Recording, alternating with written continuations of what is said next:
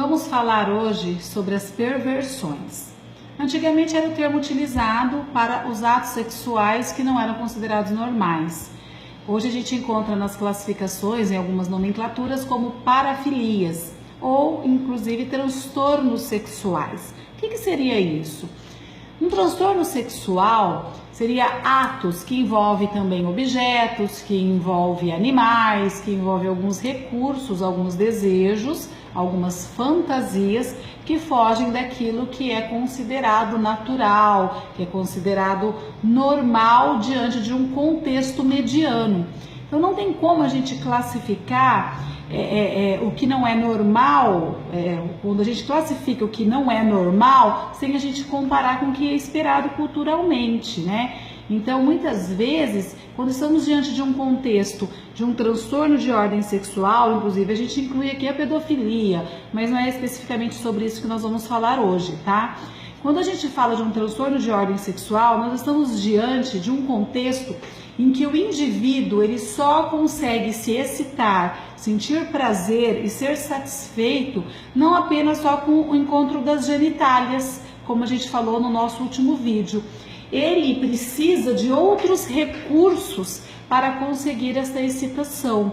Então, nós encontramos aqui, né, na nomenclatura dentro do compêndio de psiquiatria, que diz que são transtornos sexuais caracterizados por fantasias intensas que levam, né, à prática repetitiva do indivíduo. Então, não é um fato isolado. Então, vamos supor aqui um fetiche, tá? Então, a pessoa sofre do transtorno sexual fetiche, mas ela só utiliza este recurso uma vez em 30 vezes que ela teve relação sexual. Então, nós não classificaríamos esse indivíduo como alguém que sofre de um transtorno de ordem sexual.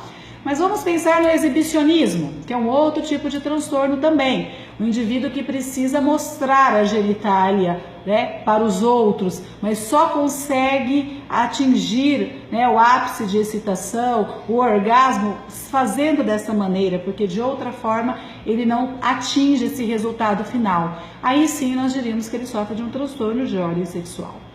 Porém, é ilusão a gente achar que as pessoas que sofrem do transtorno, né, da sexualidade, os transtornos sexuais, que eles não sofrem. São indivíduos que sofrem também, porque todo ser humano, ele busca viver uma vida plena, uma vida saudável, uma vida sem grandes angústias, sem tamanhas ansiedades. E esses sujeitos que sofrem desses transtornos, eles estão sempre diante de um contexto de muita excitação, de pavor, de ansiedade, e isso não é saudável, isso também gera angústia. Então sai daquele ato, né, amoroso, porque somos seres humanos, então o ideal seria que todo ato sexual fosse um ato de completude, de plenitude, de satisfação, realização. E o sujeito que sofre do transtorno, ele depois entra num processo de muita angústia, de muito pavor, de culpa, de remorso por aquele ato impulsivo.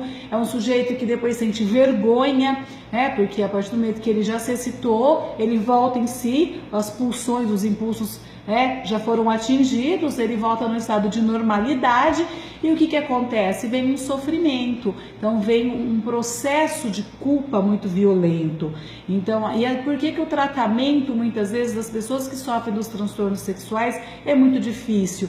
Porque eles precisam primeiro aceitar-se, né, nessa condição, reconhecer que se enquadram neste contexto. Então muitos têm vergonha e não conseguem assumir essa posição. E depois eles vão precisar tomar inibidores, né? Então vai fazer todo um tratamento.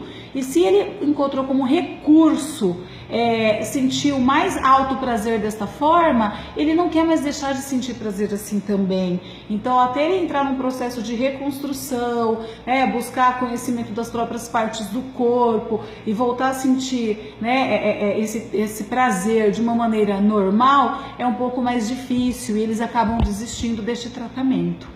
Tá certo? Podemos falar mais a respeito mais para frente, porque é um assunto bastante delicado e bem complexo. Obrigada.